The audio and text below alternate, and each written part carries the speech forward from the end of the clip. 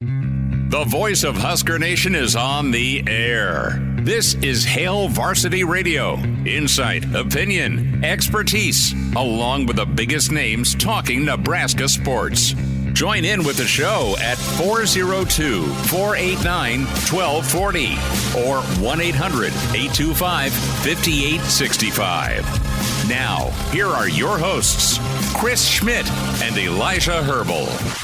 Thanks for hanging out. Welcome to Tuesday. It's Hail Varsity. We're powered by Cornhead Lager. Chris Schmidt, Elijah Herbel, and you will get our starting five, our roll call. Coming up, good work, Fred Hoiberg. Congratulations. Big Ten Coach of the Year. Well, technically, Coach of the Year. And Husker Nation excited for Fred and this Nebraska basketball team as they get set for an 8 o'clock tip against TBA on Friday. So we'll dive into some basketball thoughts. Mitch Sherman going to join us from The Athletic. He'll be with us in about 15 minutes in hour two. Andy Markowski, Husker standout, the pride of Ord. He'll be with us to get hour two going. Michael Bruntz, 24/7 Sports, checks in. We'll get Bruntzy's take, a little basketball, baseball, double dip as Nebraska ready for Wichita State tonight. And then a quick chat with Mr. Blackshirt Charlie McBride. Numbers to get in, 489-1240, 489-1240, 800-825-5865. Can always email the show, chris@hailvarsity.com. Don't want to do any of that. It's real easy to just chat with us, send some comments, concerns, questions, thoughts on the stream. The Hail Varsity YouTube channel is where you go watch the show. You hear us, of course, across the great affiliates of the Hail Varsity Radio Network. Hail Varsity YouTube. Subscribe, like, tell a friend. Follow the show on the Hail Varsity Twitter feed at HVarsity Radio. Can watch the show that way. Can watch the show with our friends at AM 590 Omaha's ESPN. And, of course, our friends in COTY, Hastings, Grand Island, Superstation, and News Talk 900 in Columbus. KFOR, Facebook, and Twitter options for you. Elijah, how we doing? You are in full spring mode with the short sleeve shirt, the shorts. You may have a grill spatula in your hand now that the gale force winds here in southeast or eastern Nebraska anyway have dissipated. It'd be all good. I'm ready for basketball now. We've got to be patient. We've got to wait. But you didn't have to wait too long for Nebraska to get their postseason due. And that is Fred Hoiberg, co-coach of the year. Matt Painter, the other coach of the year, Purdue. We will dive into should there be sharing and caring with postseason awards. Congratulations to Kisei Tominaga, second-team All-Big Ten performer. Rink Mast, third-team All-Big Ten performer. And you had Josiah Alec, honorable mention. I thought that is good and as talented as Nebraska has been with Jawan Gary, I thought he could have been a real easy name on first or second team all-defensive team. He wasn't. But that just kind of tells you, Elijah, just how deep and talented this roster is. You could make a case for Wiltshire, although his consistency fell off a bit after Wisconsin. The point is he lifted a lot of weight for about a 5-game stretch this season with the exclamation point being Wisconsin. So Nebraska's just a loaded, balanced team. Can they take this home court advantage on the road up to Minneapolis? That remains to be seen. But I think they're confident. I think they're feeling good. And the key thing is to not get complacent. Nice to get pats on the back. Don't break your arm doing so, right? Stay focused and locked in for Friday and beyond. Well, I think the awards that came out today underscored the coaching job that Fred Hoiberg did this year. Because you look at the first team All-Big Ten. Oh, look at that. There's 2 Purdue Boilermakers right there. And Zach Edey and Braden Smith. They're the number 1 team in the Big Ten. And then behind that, Illinois, who finished second, they've got 2 first team All-Big Ten selections in Marcus Damask and Terrence Shannon Jr. Oh, and then Northwestern, who's in 4th. They have Boo Buie. What does Nebraska have? They have Kisei, who was selected by the coaches to the second team, by the media to the third team, and then they have Rink, who was selected by the third team to the coaches as well. Nebraska did not have the wealth of riches that Illinois and Purdue had in their roster this season, and Fred Hoiberg still led them to the third best finish in the Big Ten. That underscores the coaching job this year. Maybe that starts the argument of, did Matt Painter deserve to be co-Big Ten Coach of the Year with Fred Hoiberg? I don't have a problem with it personally. I think Fred probably deserved it more, but Matt Painter did a fantastic job this year.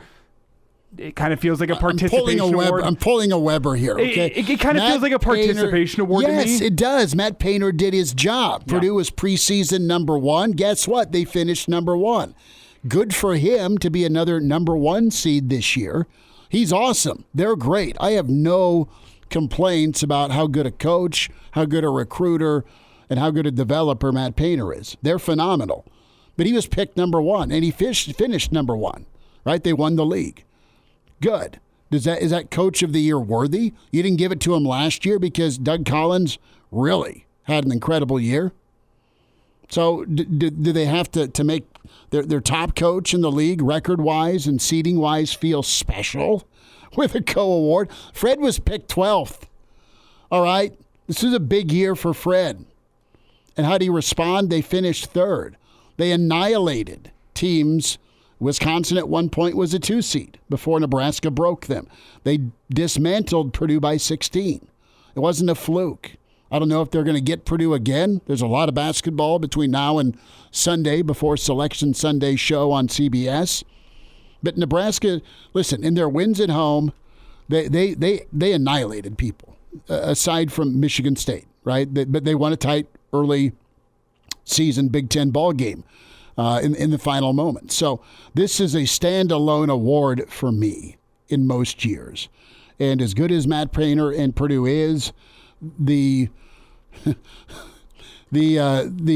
accumulation of last year and this year doesn't equal a Coach of the Year award to me. Name him National Coach of the Year if he wins it, right? Fine. But this should be Fred's and Fred's alone. I agree. I mean, I think you don't have to look further than the roster retooling that Fred had to do last offseason. You're Matt Painter. You returned your most important players on this year's squad with Mason Gillis and Braden Smith and, Zach Edey, the National Player of the Year. So there was less retooling he had to do, but at the same time, you don't want to discredit a guy for a coaching job because of what he has already done in the past. Like, this is Matt Painter's 5th Big Ten Coach of the Year, and on one hand, there's 2 sides to me on this, where on one hand, I think if you've already won Big Ten Coach of the Year 4 times, you have to step it up to another level in order to gain a 5th. Not bow out in the Sweet 16. It's tied for the second most Big Ten Coach of the Year honors in Big Ten history. Like, this guy is going down as one of the best coaches the Big Ten has seen based on what he has put. Just give it to him every year then. And that's what I'm saying. I think you have to step it up in order to do that. But at the same time, do you punish a guy for what he's built? It is hard for a team that has a boatload of expectations coming into a year to actually go and meet those expectations. That's what Purdue did this season, and Matt Painter did a great job, one of the best coaches in the Big Ten. I don't think it's ill-deserved. I just think you have a guy that may have deserved it a little bit more in Fred Hoiberg based on the turnaround that he did. But at the end of the day, does Fred Hoiberg sharing the award with Matt Painter really change all that much? No, I don't think Fred Hoiberg coaches basketball for the awards. I don't think he wanted to turn this thing around this year. Matt Painter got to share the award with Fred this year. Sure, maybe that's a better way to put it. I think Fred put in more legwork in order to do what he did this season, but at the end of the day, both the guys did a fantastic job coaching their respective teams this year. Both guys probably deserved the award in their own right, so sure. How about if both get to the championship game Sunday, the stakes aren't just the Big Ten championship. It's the coach of the stake, the stake, the middle of the court. All right, this is for the coach of the true Coach of the Year. Let's give some shout outs in the StreamYard. Again, Hail Varsity YouTube channels where you can watch the show and communicate with us that way. Justin checks in first. Brennan from the Black Hills. Brennan, we got to hear about that bachelor party, my friend. Brennan in second. You have KG, which is much easier to read on the air. Third, yes, you are. KG, thank you. It's an elite name change. I love it. It might be the KG for all we know. All those years of summer basketball camps down in Lake Travis for junior, all 1 year. Brandon checks in 4. And Jeff in at 5. Drunk Monk says, what up, everyone? He's in at 6. NASCAR Eric in at 7. Eat Beef in at 8. Walter from Philly is in the bathroom. Good luck and God bless, Walter. And Justin says, do not fall in. So we'll take more of your comments. Where do you stand? Does it rub you wrong that the award is shared? Do you care? The point is Fred got his ink. Let's hear from Fred Hoiberg as he sat down with BTN today when they made their conference selection announcements. And Fred here reacting to the Coach of the Year award. Anytime you get one of these awards, it's really a testament to the entire program. And, I'm very blessed to have a great staff that comes in here, everybody on the same page, the work ethic that these guys display on a daily basis. The assistant coaches obviously are the ones on the bench, but there's a lot of behind the scenes work that goes on with your video coordinator, with, your player development, with the guys that are down there on the floor. Working with your players, getting a lot of extra time in. So I'm really happy for everybody in the program, just where things are with Nebraska basketball right now. I think we're playing as well as anybody, certainly playing our best basketball of the year. And, big week ahead. Just love this time of year with the starting with the Big Ten tournament this week, and then hopefully hearing our name called on Selection Sunday.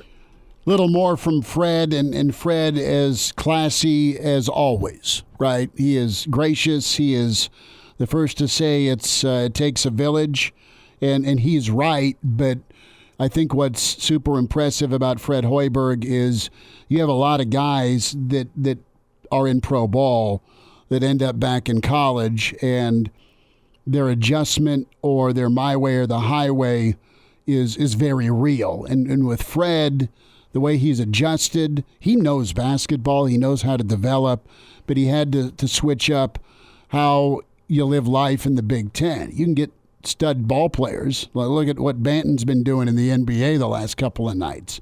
But as far as fit, that percentage of fit versus percentage of talent, you got to have a large percentage of talent, but fit can overcome maybe a little lack of talent. And I'm not calling this team untalented. No, they are.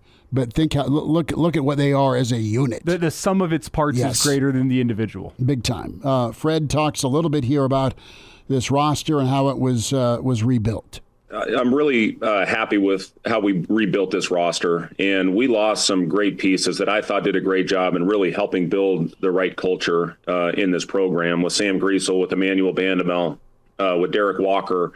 And, we had some, not only on the court things that we had to replace, but really leadership is where we needed the biggest, to fill the shoes of those guys that did such a great job for our team every day. And that's where getting guys like Josiah Alec and Rink Mast and Bryce Williams and Jerron Coleman in the transfer portal really helped in that area. And, those guys have been absolutely phenomenal. The other thing, when you have a group that you can coach, and when you can sit in a film room and nothing is taken personal and they can take constructive criticism, then you have a chance. And that's exactly what these guys have done. And a lot of that is due to the senior leadership and the veteran leadership that we have in this program. And, that's what you have to have in this league. And, I think this really is a group that our fan base can be proud of. Just with how hard they play. We're on the floor a lot. We talk a lot about that, being first to floor, 50-50 balls, going out and battling and defending every night. So, those are the things that I've been really impressed with this team. But, I'm so thankful last year's group, and we had a couple injuries. When you lose Bandamel and Juwan Gary in January and have to replace, two of the guys that really created a defensive identity for this program last year. And, we replace them with players that have that similar mindset and that same hardworking mentality. And, when you have a hardworking team that competes every possession, again, you're going to have a chance most nights you step on the floor. It's Fred Hoiberg. We'll have a little bit more from Fred Hoiberg, his press conference today, his interview with BTN. Programming note, tomorrow, the mayor, Fred Hoiberg, will be on Morning Hookup locally. That starts at 10 a.m. in Lincoln on KFOR with Bill Hooks and Will Wilson. So they'll have a chat with the mayor, Fred Hoiberg, tomorrow, a little after 10 on the Morning Hookup. Check that out. Check out the podcast. Real quick from Anonymous, he asks a good question. And Anonymous checks in and says, if Hoiberg had the Kansas job, they'd be consistently in the Final Four. If he stays here another 5 years, what will NU's best team be? Hey, that's a great question. Let's see how he does in the transfer portal this next offseason. Well, let's see how the Big Ten tournament goes. Let's see how March goes. Let's see if this team can make history that you've just been dying for. I mean, as a Nebraska fan. This team has tangible momentum. Fred is something he can go sell in the transfer portal. Hey, you see what Rink Mass did last season? We made him second team All Big Ten, third team All Big Ten, whatever it was. We can do that with you. Hey, you see what Bryce Williams did for us last season? We turned into a consistent scoring threat, came in, filled his role. He's off playing pro basketball now. Like there's more of a selling point Fred can have for those guys in the portal. So that's the question to me is what can Fred go and do in the transfer portal to reload on this team next season? Well, and you got guys presumably coming back for another rodeo, and I don't want to put this season to bed by any means yet. It is a time for excitement, and you, Grandpa, put it really well here. I like the Huskers in this tournament. Do they have the 5 best on the floor? No, but they have the best 5, and that's well said. Plus some key role guys. And, can you get guys that are talented? Sure. Can you get guys that are coachable? Maybe. And Fred's got guys that are coachable. They've worked well. Mitch Sherman's next. Hail Varsity continues. We're powered by Cornhead Lager. And now, back to Hail Varsity Radio. We're powered by Cornhead Lager. Chris Schmidt, Elijah Herbel, more from Fred Hoiberg and his award as co-coach of the year. We welcome in Mitch Sherman. No, we don't, unfortunately. What? Mitch has had a conflict come up at the very last minute, and Mitch will be in contact to reschedule. Okay. Well, good for Mitch. Unfortunate. Good thing we have a lot more to hear from Fred Hoiberg. No, that's fine. No, good for Mitch for giving us the heads up. Appreciate that. We'll try and run Mr. Mitch down. Todd emails in, the Huskers don't want no part of Purdue this time of year. Whole different ball of marbles at stake right now. We'll see. Nebraska is a team that has played Purdue well. It doesn't usually go well in West Lafayette, to your point. And Minneapolis is not West Lafayette. Who knows, right? All bets are off this time of year. Purdue's probably a 12 to 15-point favorite over most teams. They are good, but Nebraska, Rink Mask had one of his best days against Edey. Mm-hmm. He was making shots to his left, to his right, was drawn out Mount Edey from three-point land. There it is. That's the one thing that Edey in his game does not do well. And most big guys don't want to leave the paint. It's their home. Exactly. You get him out on the perimeter against a guy who's laterally a little quicker than them, got that three-point shooting ability, clears the paint. That's where Edey is so successful, whenever he can camp in the paint and do help side defense on guys driving in the lane. You pull him out of there, you take that out of his game, and you make him defend on the perimeter. Really is tough on a guy like that. You wonder if Nebraska and Purdue do meet up in the Big Ten tournament. Does Purdue have an answer, whether it be some sort of switch onto Rinkmast, whether you dare Rinkmast to shoot the three ball? Don't know what it would be, but yeah, Rinkmast really took advantage of that the first time around. I still think Purdue would be pretty heavily favored in a potential rematch against Nebraska, but you know what? It's because Nebraska has struggled away from home, and because Purdue is Purdue, and guess what? Nebraska is Nebraska. That comes down to the name on the front of the jersey at sometimes, and until you go and prove it, people are still going to continue to doubt this Nebraska basketball squad. Well, let's hear a little bit more from Fred Hoiberg, and I think Nebraska fans knew this team could be special right after that Purdue win. That was the first court storming. You felt, all right, you got me interested a little bit. You beat Sparty. You came back and you beat Sparty. Nice work. Okay, you trashed Indiana. Good work. Nice second half. And then, here's your Purdue win. Wow. And now you didn't follow that up real well. But as the season went on, you got a little more sure of yourself on the road. That one quote right there could be the story of the Husker basketball season. Well, you didn't follow it up real well. Well, here's the deal. You went from one-hit wonder against Purdue because they lost, they have lost 3 times this year. They lost at Northwestern, they've lost at Nebraska, they lost at Ohio State. Ohio State, till they whacked their coach, pretty much underachieved all year. Now they're fighting for their lives, probably NIT bound. But, you've had Iowa, you've had Indiana, you've had Ohio State really surge as it's gotten closer to March. Nebraska didn't play a great game against Ohio State, but they didn't get just destroyed. It's a game they probably want back. But Nebraska has proven themselves at home to be sure.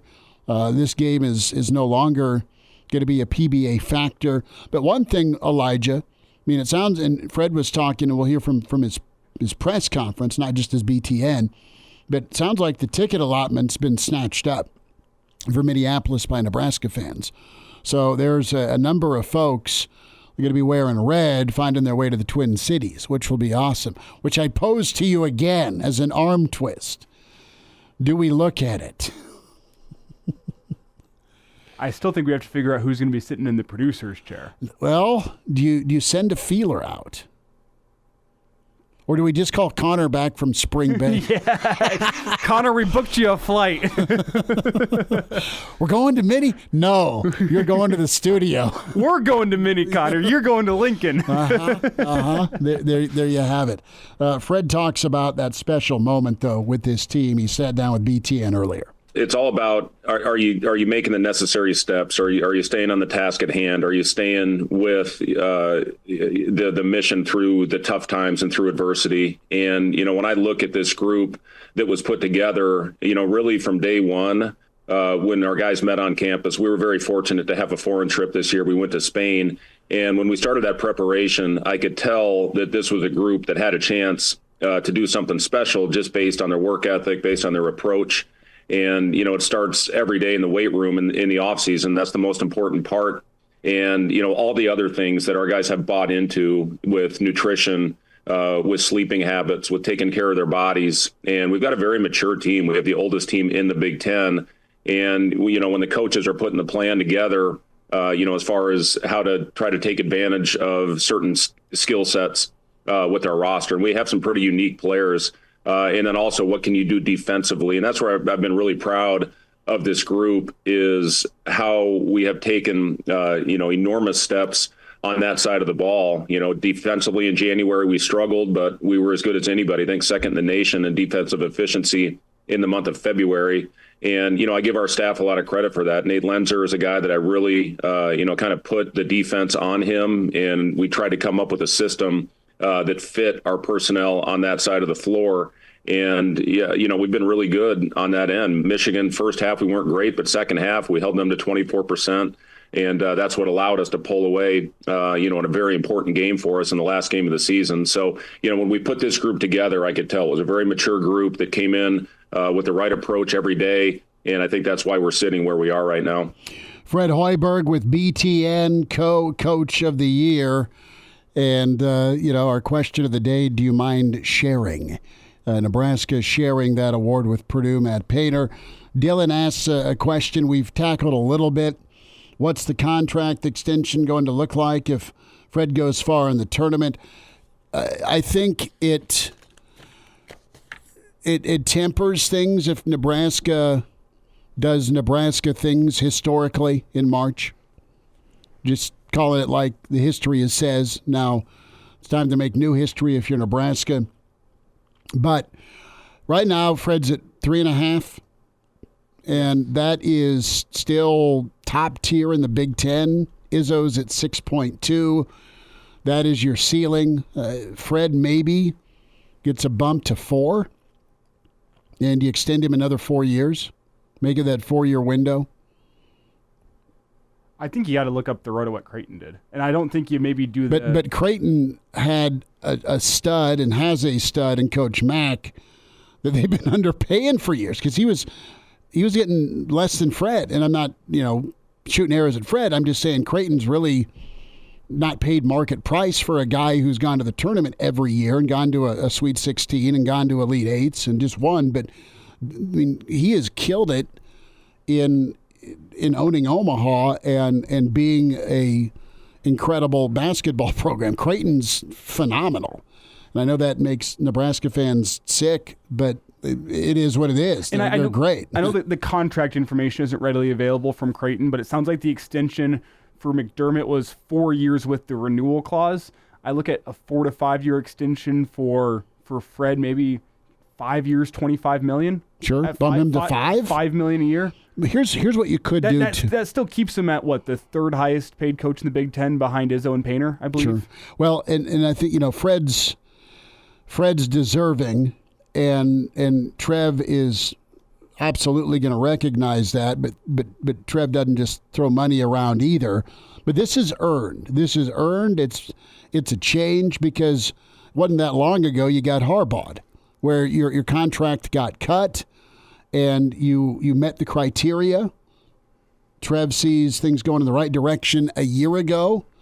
This year was a big payoff. This was a bet that Fred was going to get it fixed, and Fred did get it fixed. And it wasn't a sell job, give me more time, right? It was, listen, this is what we have, this is what I can do, and this is how Fred had a plan. His plan has worked. And that's kind of what I'm saying here, that Fred was the man with the plan. You reward him for what he's done for Nebraska already, but you also have to look around the country and ask yourself the question, at 5 years and $25 million, can you get anybody better than Fred Hoiberg with what he put together at Iowa State and how he's turned around this Nebraska basketball squad? It's not like this squad is... You don't want to lowball him and lose him. It's not like this squad is built so that it's ready to fall off a cliff after this season. No. There's some pieces you need to replace.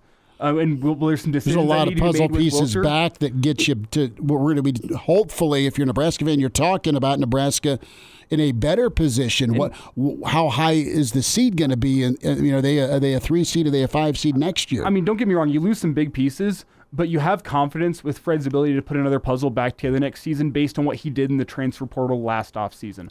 And I think whenever you look at that, when you look at what Fred has already done in turning this program around, finding a winning formula, I don't think you find anybody in the country better for 5 years, $25 million, and that's why it's the number I go to. I think if you want an quote-unquote upgrade on Fred, you'd have to pay a hell of a lot more than that to get them to Nebraska. So you reward him for that. You make sure there's no other suitors from around the country that want to come poach Fred Hoiberg, and you pay the man what he's worth. And I think he's worth, based on what we've seen this year, at a school like Nebraska that, let's be clear, isn't a basketball school. I think you're looking at 5. Okay.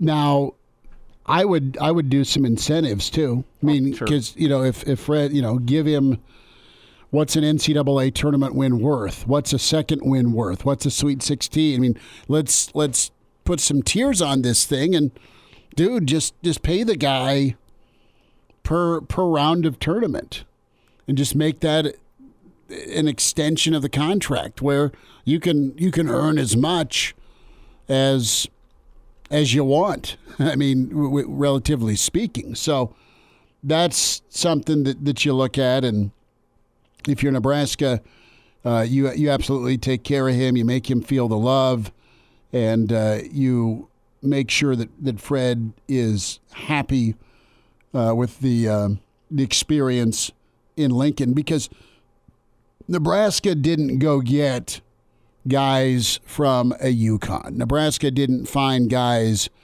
from, pick a basketball juggernaut that comes to your mind.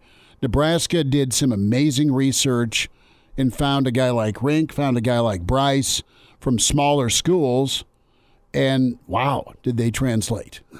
How did they translate to Big Ten basketball? More from Fred coming up. Andy Markowski, get his take, the pride of Ord Husker basketball standout, his thoughts on the Husker men and Husker women. His daughter Alexis had a hell of a tournament run, has had a great season. Get his thoughts on the one of the most wonderful times a year, March. Michael Bruntz checks in. Charlie McBride next hour. Hail Varsity continues. And now, back to Hail Varsity Radio. More thoughts from you in the stream. It's Hail Varsity on a Tuesday, powered by Cornhead Lager, Chris Schmidt, Elijah Herbel. Find Elijah on Twitter at Herbal Essence. Find me, Chris Schmidt, at Schmidt_radio. And folks chiming in here in the stream. Anonymous again says, look, Indiana could keep their winning streak going or they could lose to Penn State for the third time. Hard to say about that outfit. I think Iowa is done, and I don't think Wisconsin advances far. You know, Nebraska is game prepping 3 potential opponents. They have handled Indiana as hot as they are. That'd be my preference, which sounds weird. I don't like Penn State and their ball pressure. You just beat Michigan. Michigan is playing for what right now? Not much.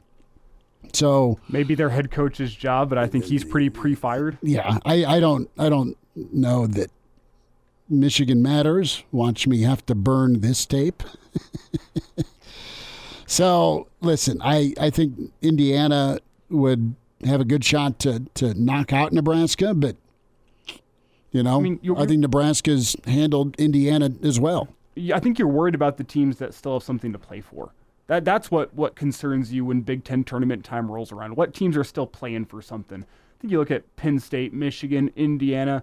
I know Indiana's come on strong at the end of the year, but there's really no way that they're going to play themselves into an NCAA tournament berth. That's pretty far gone at this point. What are they playing for? Nebraska, I think, feels like this is a tournament that they can go and win, and they can go toe-to-toe with some of the best in the conference. I think there's more to play for. Like the teams that scare me, Ohio State still has something to play for. Iowa still has something to play for. Michigan State and Minnesota, I'd say both still have something to prove, with Michigan State trying to get some higher seeding. Maybe Minnesota can backdoor their way into the tournament, though it seems kind of unlikely.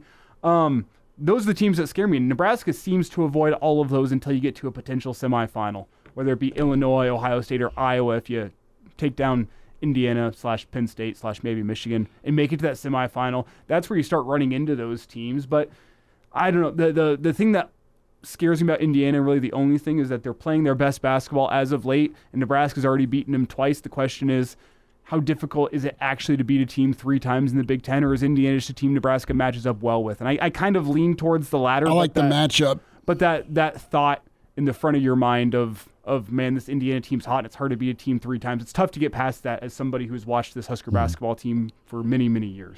Brandon has his suggestion for Trev.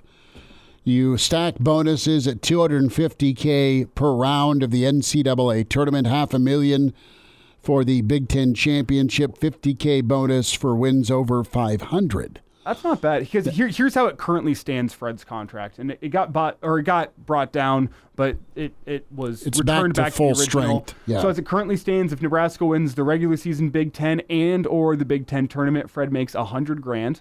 So that's on the line this weekend for Fred Hoiberg. If Nebraska makes the NCAA tournament, it's $150,000. Plus another $30,000 if they win their first game, $40,000 if they make it to the Sweet 16, $55,000 if they advance to the Elite 8, and another $75,000 if Nebraska advances to the Final Four. If Nebraska wins it all, $300,000. Look at that. So you only get bumped. What'd you just say? From Elite 8 to Final Four? You're making about a new car for every round of the NCAA tournament you advance through, and the slightly better car. Or are we talking Dolman big pick-em-up truck? Well, we start with a nice family. Let's go with the sedan. A nice family sedan, big brand, probably Chevy or Ford. If you make it to the round of 32, getting up to like a bad pickup truck if you get to the Sweet 16. Then you start getting to the Elite 8 and the Final Four. Now we're talking like Teslas, but the base model Teslas, not like the real tricked out ones. But then if you win the national championship, now we're talking a nice single-family home. Let's get thoughts on Fred, and it is history. And Mitch asked this question when it comes to recognizing, Nebraska in that one side of the category when it comes to Power 5 teams, that what they've done in March and, what Nebraska still hasn't done. And Nebraska being a team that can make history. Yeah, I mean, we talk about it, we're not going to run from it. And, pressure's a privilege. I mean, you put yourself in a position at this time of year to go out there and hopefully do it. There's been some great teams in the history of Nebraska basketball. And, I would put this group up there with some of those teams. A lot of the teams I played against, those are some special groups, and anything can happen in March. We were a 3 seed and got beat in the first game of the tournament. That stuff happens. I know it's happened here. So, we just have to prepare and go out there and, again, not get away from who we've been or what we've done. So, yeah, we talk about it and, the opportunity to do something special. Those guys were around. I made sure they were around when the team that won the Big 8 championship was here in the Northwestern weekend. I made sure our guys were around them, and they had really good conversations with those players. And just to see the reception that group got, if you take it to the next level, what potentially, when these guys come back for hopefully reunion, whenever that is, to be recognized. But, we've still got work to do, obviously. And, we're going to continue to prepare at a high level. I can promise you that. And hopefully go out there and make this a group and a program that has the chance to have sustained success and be a winning program. And, hopefully we'll get there. Crew chimes in, and I don't hate this idea. This isn't prisoner of the moment either. I think he's that good a coach. Cruz says, I think Fred needs a lifetime contract. Too soon? Yeah, too soon. You think so? I think, yeah, you give him one extension and see what he can do in there. Can you turn Nebraska into a team that's consistently making the tournament? If you can do that, sure, lifetime contract. I that's think, better than any other coach has ever done. I think the reality is this with Nebraska basketball. If we stay in the current setup where you can get free movement, and you can go do a nice hybrid of high school / lower level college guys that are pretty talented that want a bigger stage. I think you keep mixing that up, man, and you keep doing what you do well, and that's develop. Most guys that have come and played for Fred Hoiberg, they, on an individual level, have gotten a lot better. He's had 2 draft picks. And those that were on a me versus we type setup, and that's what has shifted. It's we over me now, all right? You've got a different team mentality. But guys have come here and gotten better, and they've gotten recognized. Kisei, in his 3+ years here, has gotten recognized, and he's a far cry. All we heard about Kisei was the practice player he used to be. Well, that's translated. And the light went on for him about halfway through last year and clearly into this year. Look at Rink. Look at this offense. Look how fun this offense is when it's clicking, and it just wears people out. Yeah, one more thing to note here with the Fred Hoiberg contract. I did just find this. I was doing some digging. Fred is going to get a $500,000 check on the last day of the month here, just for simply retention being employed. bonus? Just for simply being employed. He got $1 million back in 2020. He gets $500,000 in the last day. So that is an important note to Fred Hoiberg's contract. Technically making $400,000 or $4 million this year as opposed to 3.5. Okay. With that still remaining a coach at Nebraska. Nice. So that is something to note. That maybe could be Elijah's part of a future contract. Maybe Elijah's 5 isn't far off. So we'll take some of your calls. We'll wind down hour 1. Andy Markowski will join us here in hour 2. It's Hail Varsity, powered by Cornhead Lager. Hail Varsity Radio is live. Now, back to Schmitty. Schmitty's a great guy, but he don't have a brain. And Elijah. You want me to speak? When I point at you, yeah. On Hail Varsity Radio. Back with you, it's Hail Varsity, winding down hour 1. Spotify, iTunes, Google Play. Find the podcast, tell a friend, subscribe, give us a rating. Log on and watch as well. The Hail Varsity YouTube channel. Like and subscribe. Dave Yes. with us here on Hail Varsity. Dave, what's up, man? How are you? Yeah, I'm doing good, thanks. Hey, one comment on Fred. Yeah, you absolutely extend him and bump him now. 5 years, $5 million a year. Sounds good. This from the athletic department that doesn't hesitate to spend $500 million to renovate the South Stadium. There it is. Yep. The only thing I'd say is go do it. Do it now. And do it before Ohio State comes after him. They need a coach. Well, and that's just it. Fred is going to be somebody that's not only been well respected, but he's also shown the ability to turn it around. Did that, and don't make him remember about the pay cut. No, you've been following Nebraska basketball a long time, Chris, and it's like we're lucky to have him here. We shouldn't look that. in the mouth. We're very fortunate. I mean, the university spent how much out of their pocket? I know taxpayer dollars helped with PBA, but how much they spend out of pocket on the arena? I'm beyond the arena or the South Stadium. I'm talking about the Nebraska retirement plan when it came to hiring and then extending and then firing coaches. But I'm just saying you can't balk at that number because you have finally found the coach that is putting the butts in the seats for Pinnacle Bank Arena and making that arena worth your investment. Second in attendance in the Big Ten, just behind Indiana. Dave, get it done, right? We'll write the check for him. How's that? Re-up him now. All right, Dave, you take care. Appreciate you listening. Thanks again. Thanks, Chris. Another guy who is getting paid and needed to get paid, Levante David. Levante going to stay in Tampa, a 1-year extension with the Bucks. 1-year deal worth $10 million. The base of it is $9 million. Levante David, one of our favorites, man. A lot of years Levante came on the show, and as good as a dude as it gets, and as incredible of a linebacker, Hall of Fame dude for sure. And to think of his story, a guy that came from South Florida, didn't really know what he wanted to do with himself, didn't have any contract offers, was caught up with, by his own admission, some bad friends, some bad influences, goes off to some tiny community college in Kansas, ends up at Nebraska, and has now made himself $85+ million already in his NFL career, on his way for more, and probably on his way to a gold jacket as well, with just the career that he has built. An incredible story that I think sometimes we've just grown accustomed to how good Levante David is and what he's put together. A really, really great story, and great for Levante to get himself another year in the league. Had a chance to sit down with Levante his senior year at Nebraska, and this is years ago. And Levante, just the best dude. And then Levante did an autograph show right before the draft, and he came into this very studio we're in, and have kept in contact from time to time. And he's just a guy who loves football, and he's incredible at his job. He's good at a blitz for sure, but he's as good of a drop and cover guy as there is in the NFL, and he's an emotional heart and soul guy.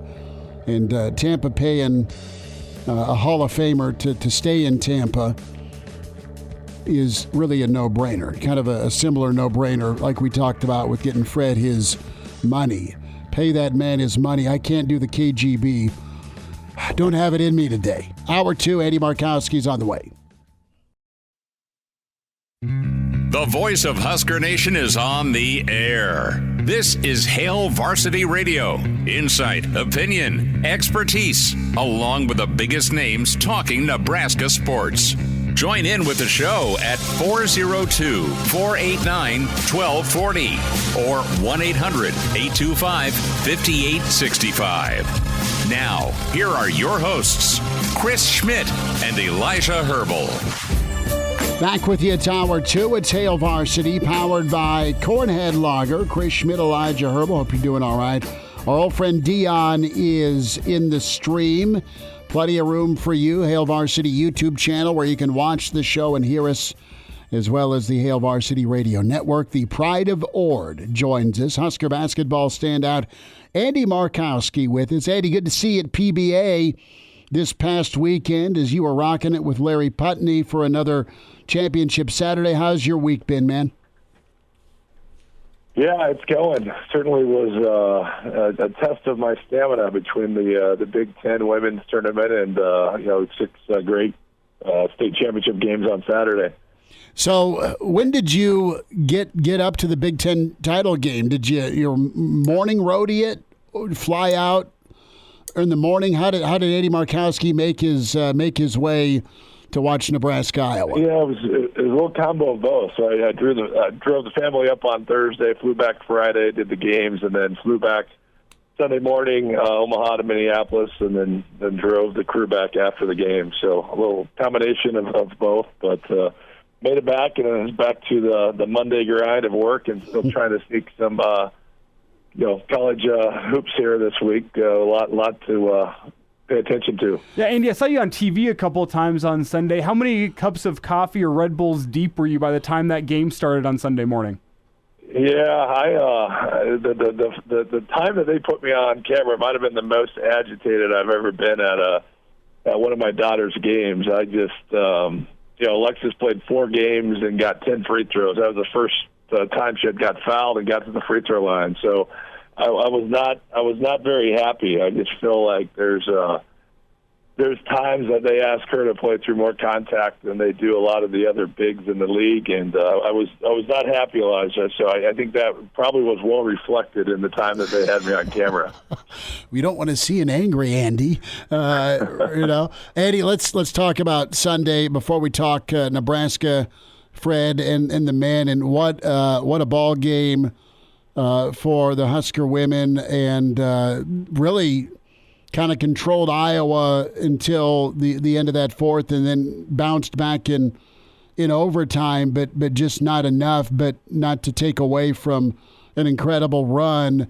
And we were talking on our Average Joe pod last night about just where this basketball team is headed with Coach Williams. I mean, it was a pivot moment, in our opinion, with just how well they played against Iowa. They almost went 2-1 against Iowa, and I know that the team and coaches are going to build on it. It doesn't lessen the sting any. But your takeaway from Sunday, the stage, the emotion, and just the moment. Yeah, certainly. It was a great four-game run. I thought matchups are everything in basketball, and I thought we caught some good matchups, leading up to that, which you need, right, in a tournament format. But yeah, just really disappointing. You have an 8-point lead with the ball with 2:20 to go. I know, it's you look back on it and you're really excited that they had a chance, and certainly everybody outside of that locker room probably thought Iowa was going to run away with it. But when you have an 8-point lead, you wish they could have found a way to finish that, because those things don't become available very often, right? To be a conference champion, and to be a generational talent, like Clark, where everything was kind of set up for them to win it. So you look back on it, it's just an opportunity to really cement yourself as one of the best teams in program history, and and they let that get away from them. But to your point, it was just a good run, and hopefully something that they can build on. But you never know. I mean, it's 10 days, off until they play in the NCAA tournament. They're projected to be in that 8-9 game, which I think that's a difficult spot to be in. To have a chance to maybe win 2 in advance to the Sweet 16. But certainly, a lot of eyes nationally were on that game. So you hope that can build momentum, but it can all be taken away if you get a tough matchup in the first round of the tournament and you go one and done, which can easily happen. But they've had a good season. I feel like there's a lot of pieces coming back, but Jazz Shelley and Alexis right now I think are making a pretty hard combination for people to defend. Lex had an okay first game, a great second game. Jazz was kind of opposite, and I thought they both were really good in the finals. So losing Jazz, will be something that they have to replace. Her experience and toughness is something that they're going to have to try to figure out going into next year. But yeah, it was fun. A lot of eyes on it, and just a little disappointed that they couldn't get it finished. It's Andy Markowski with us here on Hail Varsity Radio, talking Husker men's and women's basketball. And Andy, here to wrap with the women, what's the confidence level like in that locker room as it stands right now? That team was so close, and my grandpa always used to say close only counts in horseshoes and hand grenades, but you wonder what that story is like on Sunday if Nebraska isn't playing 4 games in 4 days compared to Iowa's 3-3. It felt like their legs went away a little bit in that fourth quarter, in that overtime. You just wonder what that story could have been, but the story is what it is. What's the confidence following that run, following the loss late to Iowa in a Big Ten championship game? Yeah, I don't know for everybody, but certainly I know Alexis, felt really good about their chemistry and the togetherness and the toughness. And I thought the freshmen, Nisley and Potts really at times played. They're not freshmen anymore, right? Both have been in the starting lineup, and I really feel like their confidence is high, which you need it to be this time of year. And and to be honest, they did not play well at Illinois. I did not hurt my feelings that they didn't get the double bye. I felt like they needed to play a few games. So I really feel like that 4-game run, not only helped their confidence, I just feel like they're now playing, some good basketball, which hopefully they can carry that over. Eddie, let's talk Nebraska and reaction to Fred being named co-coach of the year, and got a couple of Huskers on all Big Ten selections with Kisei second team, Rink third team, Josiah honorable mention, and a lot of momentum for the men here as they got it done in Michigan, and they get to wait till Friday, but there's all sorts of good feels right now for Nebraska men's basketball. Yeah, they've had a great season, so to have that be recognized, not only by the media, but their peers, and I thought Fred, certainly deserved to be in consideration for Coach of the Year. With 14 teams, it's hard. There was, a couple teams that had great seasons, and him sharing that with Matt Painter, I thought was probably the right thing. As Purdue had even though you're the preseason pick to win it, you still got to do it, and that's not easy to get to a 20-game league schedule. But happy for Fred. He pushed a lot of the right buttons in the offseason, building this roster and then getting it to mesh together, and then having Tominaga and Rink Mass honored as two of the top 15 players in the league is a testament to their talent. And I still think Bryce might be one of their most talented and versatile guys, so that just speaks to the depth of talent, and hopefully they can, get in there Friday. I like their first round matchup potentially with teams that they've had success with this year, and get a little momentum and win a couple, and then get a chance to really celebrate with the culmination of hearing your name called on Selection Sunday. Andy, what are you feeling right now for Nebraska when it comes to what they can do? You just laid out opening round. Second round is either potentially Ohio State, Iowa, or, of course, Illinois. I mean, can Nebraska, do you think they have it in them to replicate what the women have done?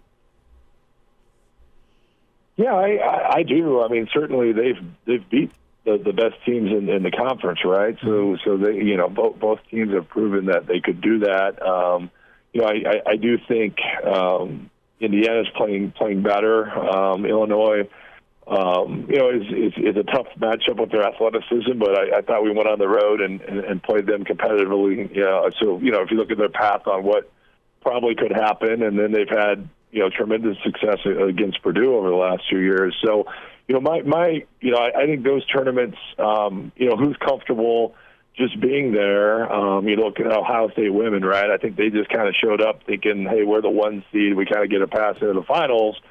You hope Nebraska doesn't lose their edge, the fact that they are probably in the tournament. I think that can work against them, or maybe like a team like Ohio State or Iowa, where they know they have to win 2 or 3. In Ohio State's case, probably has to get, and win it all. Like, those teams tend to play with an edge.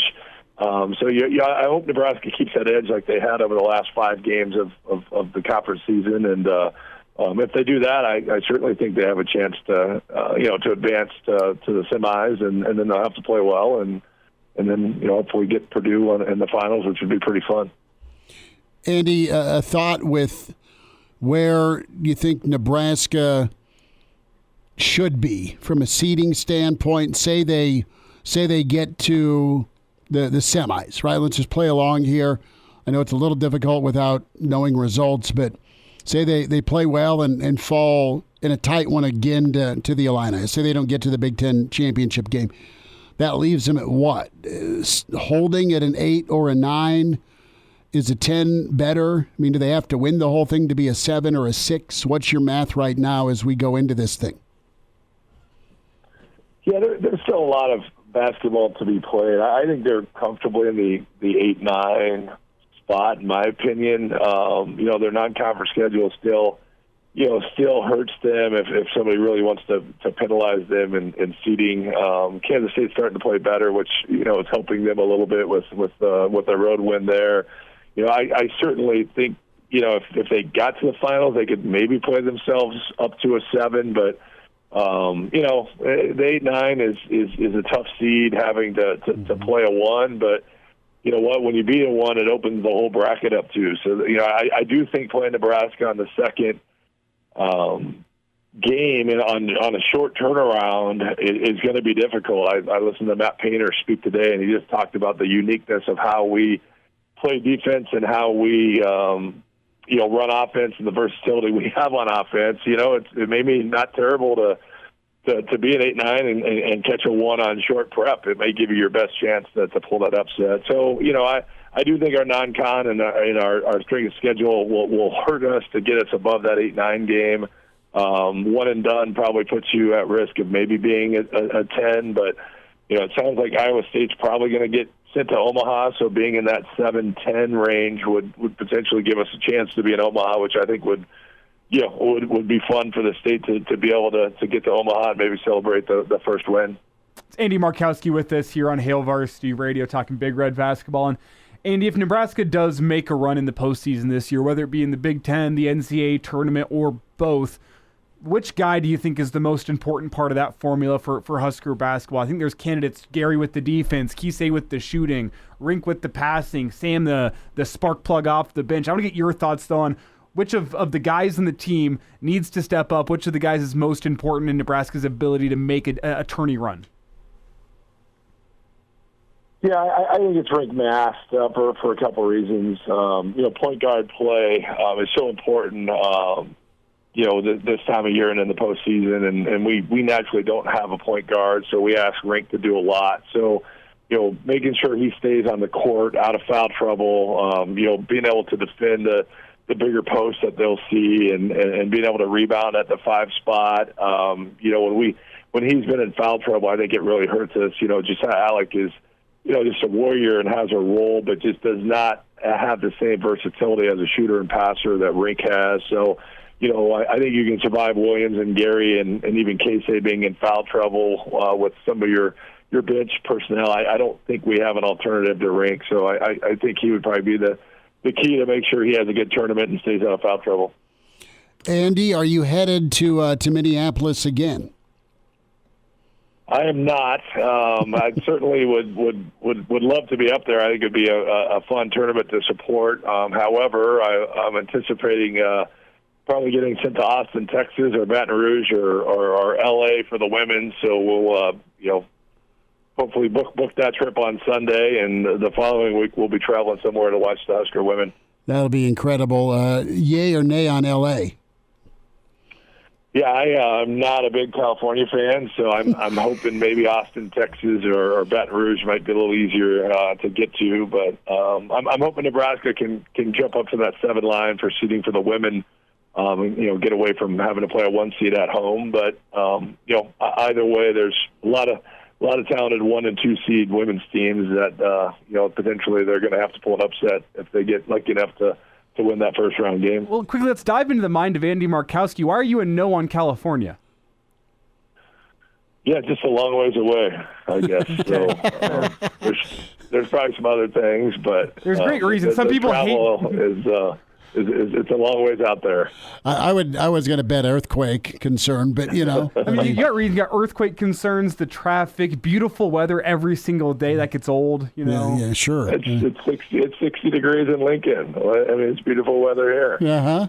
Just wait. Andy Markowski with his Pride of Ord standout Husker. Andy, thanks. We'll get caught up again soon. Appreciate your time, bud. All right, guys. Take care. There he is. It's a long ways away. There's some other reasons. Michael Bruntz, 24/7 Sports, going to join us. We'll also check in with Mr. Blackshirt Charlie McBride. Husker Baseball coming up at 6. Hail Varsity powered by Cornhead Lager. And now, back to Hail Varsity Radio. Back with you, it's Hail Varsity. We're powered by Cornhead Lager. Chris Schmidt, Elijah Herbel. We're going to effort Michael Bruntz.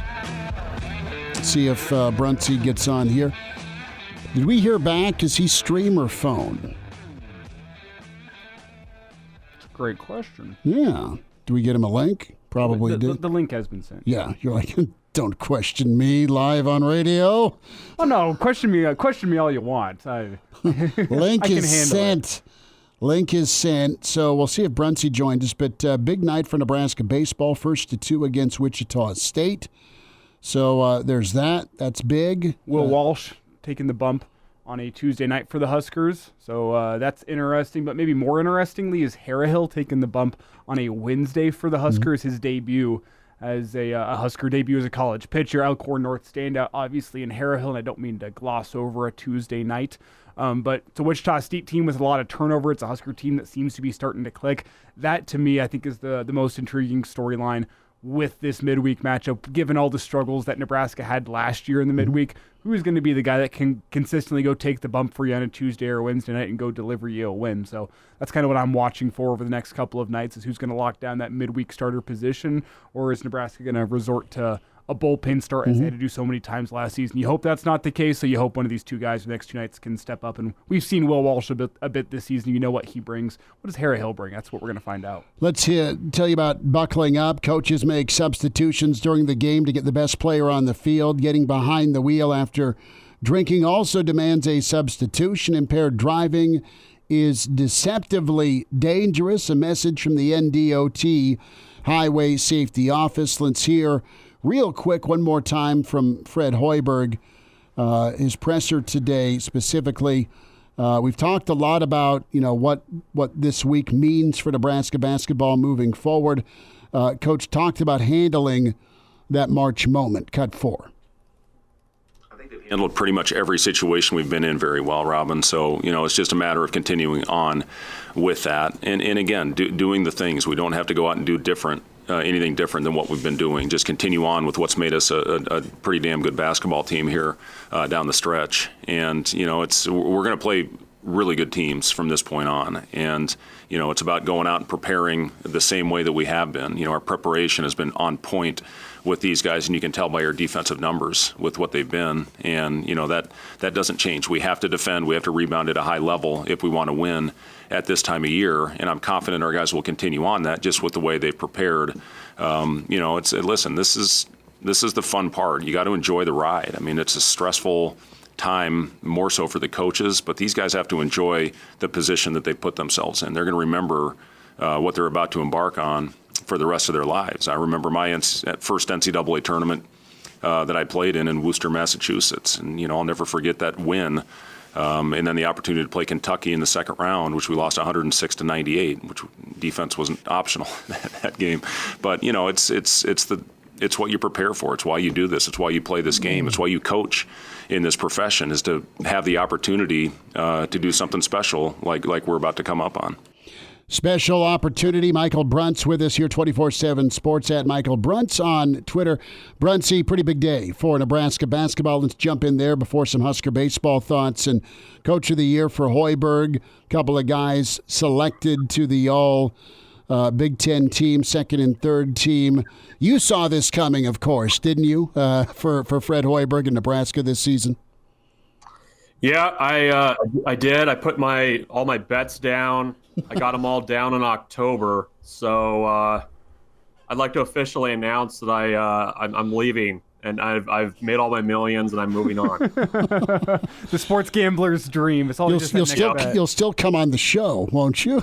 Well, sure, but I'll be on a beach. You'll be on an island, right? Where he has his own private Wi-Fi. I love it. So, yeah. No, pretty big for Nebraska. What do you believe happens moving forward here? Let's as you're clearly great at predicting and getting the crystal ball out to make millions with your futures bets. What do you think the weekend looks like for Nebraska basketball? Yeah, I mean it's tough. I mean, as much as you love to have the double bye, and it kind of allows you to ease into the week a little bit. I mean, you got to be laser focused. Mm-hmm. And I mean, we've seen, the last time Nebraska, when they kind of had that path to the NCAA tournament, they kind of laid an egg in the Big Ten tournament back when Tim Miles led them to the tournament. So we'll see. But it's I think it sets up well for them from the standpoint that, You do have a veteran group. You've got a team that seems to, when they were in the midst of kind of playing the Big Ten for whatever reason with the way they schedule, Nebraska got just a ton of like short preps. Mm-hmm. Like whenever Nebraska won a game, it was like, we can't celebrate this. We have to immediately, like, you do the Bill Belichick, you're on to whoever's next. And so I think that kind of experience helps in a situation like this. But, we'll see what the matchups look like. I like kind of the lead in to what Nebraska's game would be with the teams there and kind of how Nebraska matches up with them. But I don't know, tournament basketball is kind of a different animal. If a team gets hot, I think there's kind of some benefit to playing a bunch of games. But I do think Nebraska, this version of Nebraska basketball is by their makeup, I think is set up to handle something like this well. It's noted gambling expert Michael Bruntz with us here on Hail Varsity Radio. Michael, in all seriousness, as you look at this weekend, you kind of laid it out. Tournament weekend can be weird. Teams get hot. There's sometimes a want-to factor or a lack thereof with teams that make it a little bit unpredictable. So I want to get your thoughts on Nebraska and their want-to factor, their desire in the Big Ten tournament. You think that there's a lot on the line for the Huskers this weekend? And I don't necessarily mean in terms of NCAA tournament, but in terms of this team's own goals and aspirations for the postseason. What do you think's on the line for them this weekend in terms of the want-to factor? Yeah, I think there's some want-to there. I mean, the thing about it is, for everything I just said about, kind of having to refocus for the double bye, I mean, the reality is you're really close to the end of the line there in that Big Ten tournament championship game. And so, I think this is a team that there's still a lot left to play for. Just as an example, it's kind of a small thing, but that's sometimes all it takes. Juwan Gary being left off of the all Big Ten, all defensive team, mm-hmm. I got to think that he's going to play his next game with a little extra edge. A lot of these, guys like Casey and guys that are kind of towards the end of their careers, there's a lot to play for. This is the final run. And I think Nebraska, for the most part, is playing good basketball right now. So I think that naturally kind of gives you something to continue to play for. So, I don't get the sense that this is a group that's going to say, we're firmly in the NCAA tournament now by pretty much every metric you can look at. That they're comfortable with that and they're done. Like I feel like this is a group that's going to continue to try to move forward and play really competitive basketball and. Heck, maybe go and win the whole dang thing. And you talked about Juwan Gary, that extra motivation. It should be noted, he did tweet today, for those of you that aren't out on Twitter, bet #enough said with some emojis. So he clearly felt a little bit disrespected by today's all Big Ten defensive team. He was a lockdown guy for Nebraska. Michael Bruntz with us, 24/7 Sports. Does an amazing job with Nebraska coverage. Bruntsy, what we were talking, Fred, extension, when and how much that's going to be. What's your feeling and number? Is Fred in the $4 million club? It sounds like with his $500,000 retention bonus that kicks in this week, he'll be in the $4 million club. Does it go to 4.5? Is 5 and a 5-year deal? Where do you think we go numbers-wise for Fred Hoiberg? Yeah, it's interesting. I haven't dug in a ton to the numbers, but if you get north of 4, that puts you among top 15 mm-hmm. right now in college basketball. I think I think to me it's probably more about years than it is about whatever that number is. Yeah. I think that would signal more belief from the Nebraska administration that what he's doing and the way that he's doing it is good for the long haul. And then, you talk about numbers, and an extra 500,000 here, a year there, or whatever.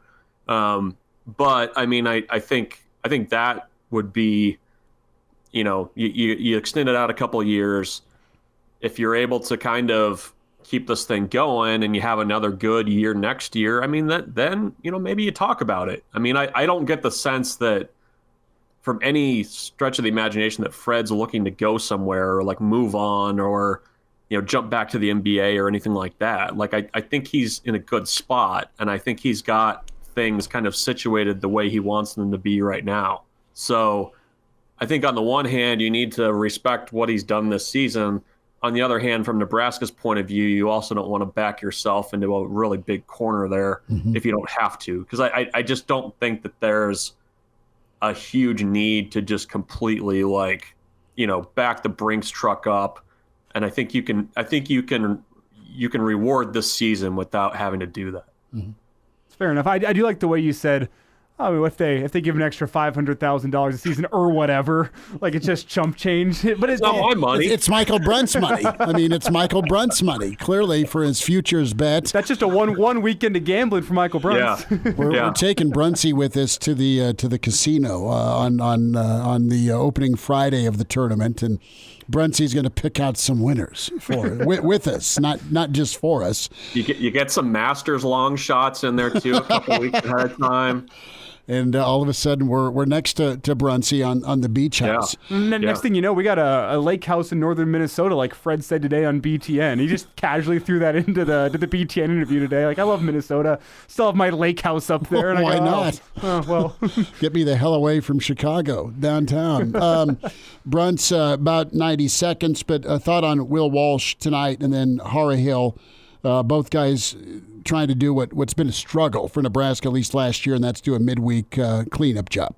Yeah, no, with Walsh, you're getting a lot of experience there. A guy that's a little bit of a different look. He's not going to wow you with velocity, but he's been around college baseball enough to kind of know how to do things. He was okay, I think, in a midweek role when he was in that last year.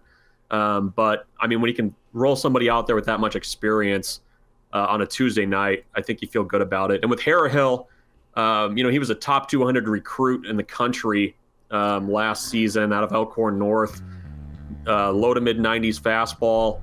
This is going to be his Nebraska debut, so I'm sure there's probably going to be some nerves there for sure. But, he's a guy that profiles long term as a potential weekend starter. They really like him. So much better options to start on midweeks than they had last year. Michael Bruntz, Huskers 24/7, and can find him, Michael Bruntz, on Twitter. Bruntsy, thanks for a few minutes today, bud. Anytime, guys. Thanks. We'll see you.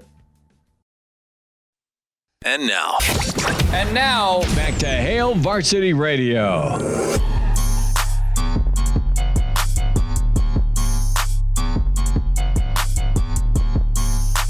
Back into it. It's Hail Varsity, powered by Cornhead Lager. We turn it into a Tuesday with Charlie, Mr. Blackshirt, Charlie McBride. Coach, how's that easy chair out on the deck? Nice to spend some time with you. Oh, man, it's too good for me. I'm sitting. I can't believe it. I've never felt so good, and it does rock too. Well, I love it. I got to ask you, as we get close to spring football, do you think Nebraska's ready to rock? What are some things, as we look at this Husker program, that need to happen this spring for them to make a jump next fall? Well, if any of the coaches are like I was, the best part of the year's teaching part, and I think kids are ready to do that. And if they're in the mood to do it, to learn something and do as good as they can at it, this is a good time to do it. It really is. You can find out about some kids you don't know about. That's mostly the problem. And the older guys who are been around the horn a little bit, really help out a lot. At least they did with my guys, and I know Milt, and they did with his guys too. And I think it'll be done. I don't think it changes with any program. You listen to coaches talk about how important the older guys are in learning, and even the basketball coaches talk that way. And that's what it's all about.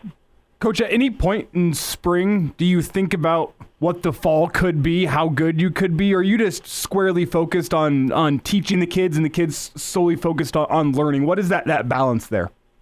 Well, I think you're going to, sometimes you're going to be able to put younger guys against older guys and find out a lot about them. We had 20 days and we had no limits on, contact and things like that. And it really is hard without contact to really teach offense and defensive linemen, because even going to a point where, you don't really get anything live until you hit a scrimmage or the first time, and maybe once, twice during the week. It's, you have to do it all the time. And it's important. The same thing with tackling. And so it's a tough time, I think, now, tougher for the coaches, to really get things done that they'd like to. But they'll do the best they can. They get to at least have more meetings, and they understand what they're doing better. Charlie McBride's with us, Hail Varsity Radio. Coach, I wanted to ask you about the fact that Tony White is back. I know he had chances to interview, and his head coach, Matt Rule, really has pumped him up as a future head coach. And, an interview our friend Mitch Sherman did with Tony White talked about Tony's self-reflection, and he's treating the defense, as he put it, like the worst in the country. That's his mindset. He's hungry. He's intense. And are you excited for what this defense can be, knowing that they're going into a spring humble? Yeah, well, he's got the same attitude I think a lot of the coaches have. I mean, you never set yourself. You think you don't need to do anything to be the best. And he's young, and he's really, really focused on what he's doing and what he's teaching. And he never takes it say, well, we're really good, or we're really this. That comes later. I mean, it comes if you win them all and things like that. But, I think you keep the players to a point where they're learning, and they don't get really involved with, competition other than with each other. I know on one day on Saturday we used to take and beat the snot out of the offense guys, and then on Wednesday they just beat the crap out of us. And so, it goes back and forth, and it's it's kind of a fun game. Yeah, it's fun that way, and players do learn a lot, because especially the young guys, they're going to be playing against guys that'll be as good as they'll ever see, in the college. And if you relate that to them, I think a lot of times scout team guys that are either redshirting or they're playing on the scout team would understand that they are playing against really good guys every day, and to use your techniques that you're taught, and that carries over from the spring. And so those are things that I think you look forward to. And Tony, he's got the right attitude about it. You have to feel yourself. You almost have to sometimes talk yourself into being terrible. I mean, it's not a funny thing for him to say that to go with that attitude, because you teach better, you concentrate better, and the players understand that they pick up on you. You don't have to tell them anything. They pick up on it, and with your intensity and that kind of thing.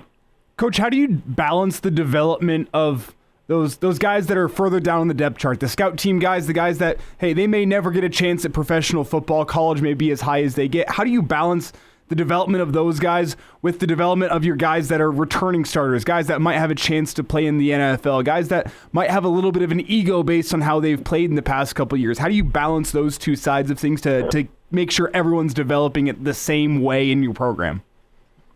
Well, you give them everybody equal time. I think when you have drills and things like that, you spend as much time with the young guys, and sometimes even more with them, because you know what the older guys can do.